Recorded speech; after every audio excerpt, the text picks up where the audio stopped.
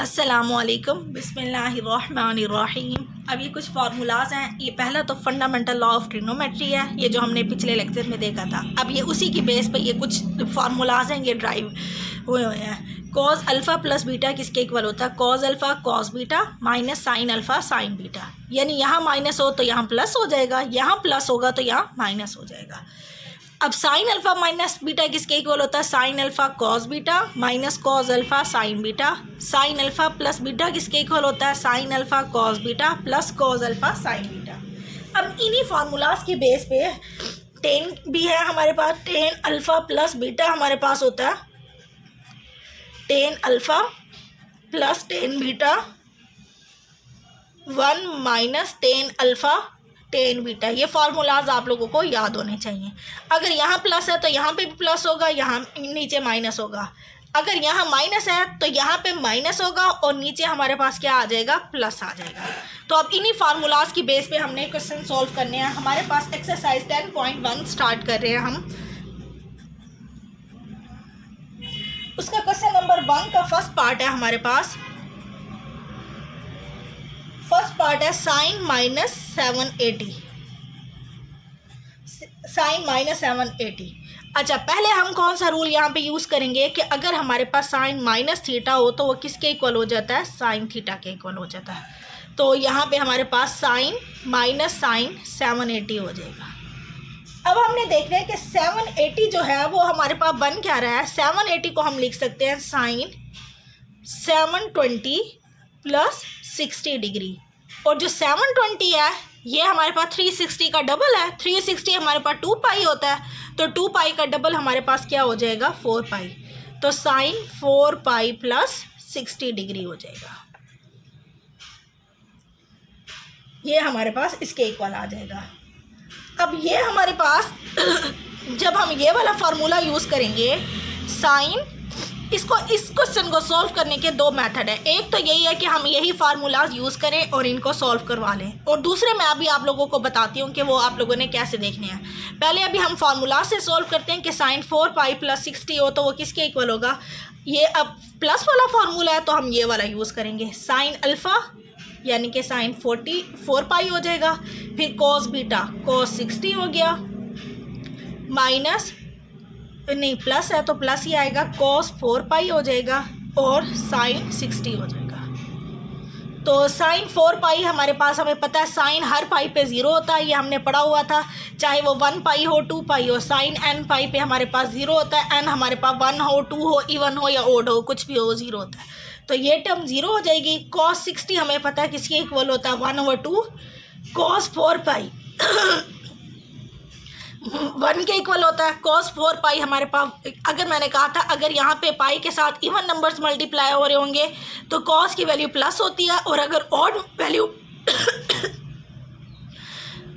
Value multiply हो रही हो तो यहाँ पे उसकी वैल्यू माइनस होती है। यानी कि हम इसको कैसे देखेंगे? कॉस 2n प्लस 1 पाई, यानी पाई के साथ ऑड नंबर मल्टीप्लाई हो रहा है तो ये हमारे पास होता है -1। और कॉस हमारे पास अगर यहाँ पे ऑड नंबर मल्टीप्लाई हो रहा है 2n पाई, तो ये हमारे पास किसके इक्वल आ जाएगा? 1 के इक्वल। अगर ऑड नंबर मल्टीप्लाई हो रहा है पाई के साथ तो -1 आएगा, और यहाँ पे हमारे पास ये आ जाएगा।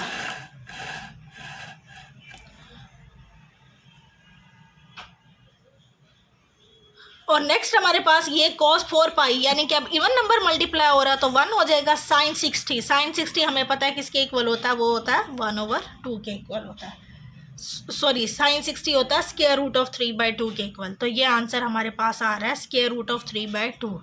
ये हमने सारा प्लस वाला को सॉल्व किया है। अब यहाँ पे तो हमारे पास माइनस भी था, तो अब हम माइनस भी लगा देते हैं यहाँ पे।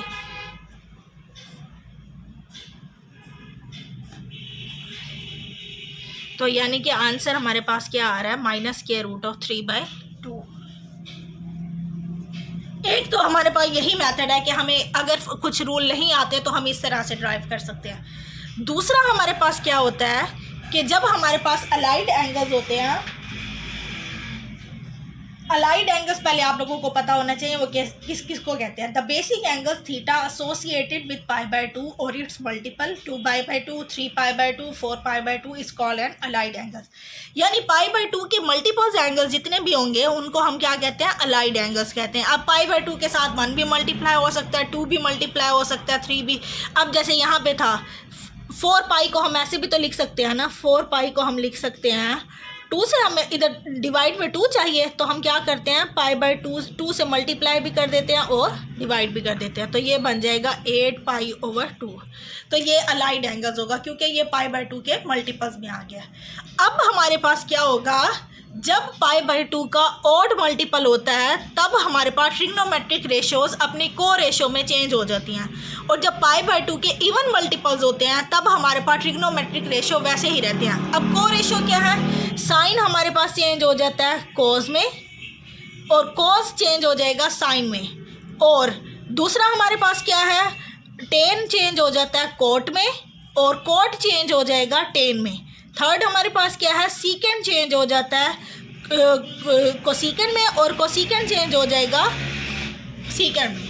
ये हमारे पास है। अब अगर हम देखें यहाँ पे हमारे पास था 4π/2 के साथ मल्टीप्लाई क्या हो रहा था 8, तो हमने देखा कि साइन हमारे पास जो लास्ट में आंसर बचा है वो भी हमारे पास साइन ही बचा था, क्योंकि ये देखिए ये सारी टर्म तो 0 हो गई, cos 4π भी 1 हो गया। आंसर हमारे पास यहाँ से जो हमने इधर से निकाला वो किसके इक्वल आया, sin 60 के इक्वल आया, माइनस sin 60 के इक्वल आया।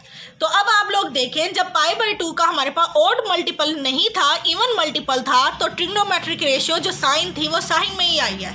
लेकिन अगर यहाँ पे π/2 का ऑड मल्टीपल होता तो साइन किस में चेंज हो जाता, कॉस में चेंज हो जाता। अब चेंज कैसे करना है आप लोगों ने, ये भी मैं आप लोगों को बताती हूँ कि कैसे चेंज करना है। ये हमारे पास बहुत आसान हो जाता है, हम फार्मूला यूज़ करने के बजाय डायरेक्ट आंसर्स निकाल सकते हैं। हमारे पास है ये एक क्वाड्रेंट सिस्टम है, ये हमारे पास होता है π/2, पाई 3π/2 और ये 2π हो गया या 0 भी हो गया। यहाँ पे हमारे पास π/2 के ऑड मल्टीपल्स आते हैं, यहाँ पे π/2 के इवन मल्टीपल्स आते हैं। जैसे अब पाई है ना, इसको हम पाई को कैसे लिख सकते हैं, 2π/2, तो 2 मल्टीप्लाई हो रहा है π/2 के साथ। π/2 का ये ऑड इवन मल्टीपल है, लेकिन यहाँ देखें π/2 के साथ क्या मल्टीप्लाई हो रहा है, 1 3। अगर हम दोबारा आएंगे यहाँ पे 5 होगा, इधर आएंगे तो 7 होगा।